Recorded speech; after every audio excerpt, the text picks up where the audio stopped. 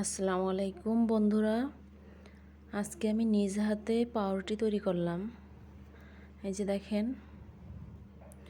এত ফুলছে যে আমার ট্রেতে ধরেনি, ফেটে গেছে। আমার হাজব্যান্ড এখন পাউরুটি কাটবে। এই যে দেখেন বন্ধুরা, কাটতিছে।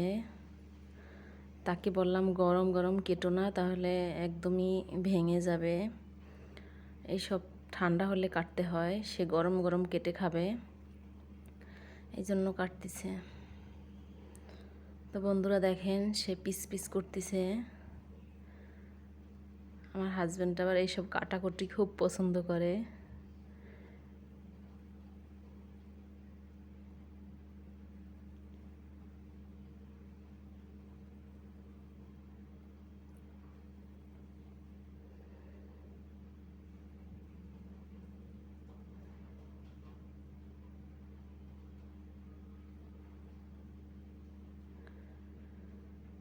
তো এইভাবে করে কাটতেছে।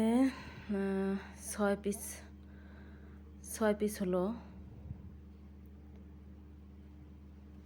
তো ভালো থাকবেন, আল্লাহ হাফেজ।